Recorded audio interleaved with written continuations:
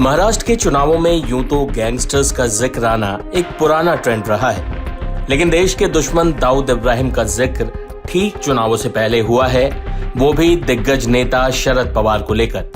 टिकटों के बंटवारे से ज्यादा ये खबर सुर्खियां बटोर रही है। क्या है पूरा मामला, हम आपको इस वीडियो में बताते हैं। दरअसल वंचित बहुजन अघाड़ी के प्रमुख प्रकाश अंबेडकर ने मुंबई में एक प्रेस कॉन्फ्रेंस आयोजित की।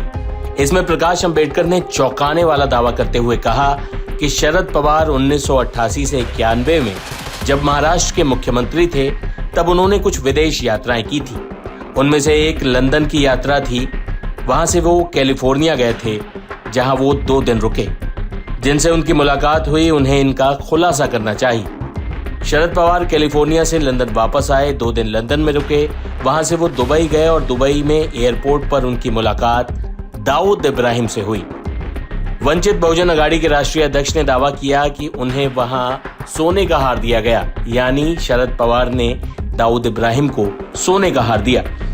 कई चौंकाने वाले दावे करते हुए प्रकाश अंबेडकर नजर आए। प्रकाश अंबेडकर ने चौंकाने वाले दावे किए। उन्होंने क्या कहा, आप खुद सुनिए। मैंने आरोप किसी पे कुछ नहीं किया है। मैंने खाली लोगों के सामने एक तथ्य रखा है कि 1988-1991 तक शरद पवार मुख्यमंत्री थे। इस दरमियान उन्होंने लंदन का दौरा किया। उनका दौरा ऐसा था कि लंदन से वो इंडिया से लंदन गए, 2 दिन रुके। वहाँ से कैलिफोर्निया गए। कैलिफोर्निया में उनकी एक मीटिंग हुई। कैलिफोर्निया की मीटिंग के बाद वो लंदन आए, 2 दिन और रुके। लंदन के बाद वो दुबई आए।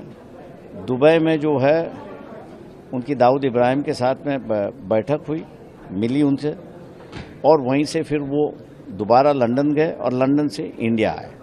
हम यही सवाल पूछते हैं कि केंद्र सरकार ने ये जो मीटिंग हुई इसको सैंक्शन दिया था, और सैंक्शन दिया था तो इसका रिपोर्ट सेंट्रल गवर्नमेंट के पास हो तो वो उसको पब्लिश करे, ऐसी एक परिस्थिति है। दूसरा है कि अगर सैंक्शन नहीं था तो क्या मुख्यमंत्री के नाते वो रिपोर्ट केंद्र सरकार को समर्पित की गई थी या नहीं की गई थी। मुख्यमंत्री हम जो दौरे की बात कर रहे हैं, मुख्यमंत्री एकनाथ शिंदे जो कस्टडियन है मुख्यमंत्री के पूरे दौरे के, उसका वो पब्लिश करे कि ये दौरा हुआ या नहीं हुआ। ये हम लोग बात इसलिए निकाल रहे हैं क्योंकि अभी की फ़िलहाल परिस्थिति जो है, 1990 में जो परिस्थिति थी, 2000 की परिस्थिति, वो दोबारा यहाँ पर बनती हुई हमको दिखाई दे रही है, हमारी पार्टी को दिखाई दे रही है। बाबा सिद्दीकी की हत्या एक शुरुआत है, ऐसा हम लोग मानते चलते हैं। ये एक शुरुआत है, ये और परिस्थिति बेकाबू ना हो, इसलिए इलेक्शन के वक्त ही हम लोग इसको उठा रहे ताकि वोटर जो है वो सही व्यक्ति को सत्ता मिल जाए। मैं इसमें किसी एक दल का संबंध है ऐसा मैं नहीं कह रहा हूं। यहाँ की पूरी सिस्टम जो है वो क्वेश्चनेबल हो चुकी है।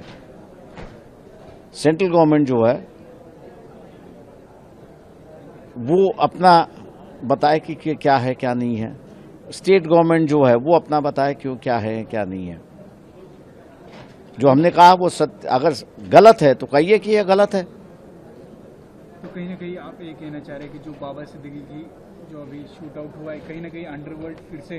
देखिए, आप लोगों को सिर्फ अंडरवर्ल्ड दिखता है, हमको अंडरवर्ल्ड नहीं दिखता है। हमको ये अंडरवर्ल्ड का नाम जो है ये एक स्मोक स्क्रीन है, उसके पीछे बहुत सारे फोर्सेस है कि जो ऑपरेट कर रहे हैं।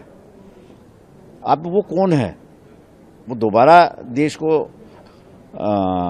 और महाराष्ट्र को हॉटस्पॉट बनाने की कोशिश में है क्या? जिसका जवाब जो है वो लोगों के सामने आना चाहिए, और उसको देखते हुए सरकार ने उसको जो है लोगों ने जो है नई सरकार बननी चाहिए।